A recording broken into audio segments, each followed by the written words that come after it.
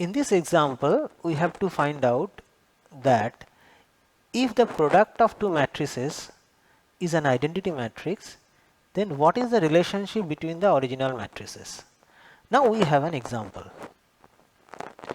So on the left hand side, you can see a 3 by 3 matrix denoted by A, and also we have another 3 by 3 matrix C. When you have a product of A and C, we get another 3 by 3 matrix whose diagonal elements are 1. That means it is an identity matrix.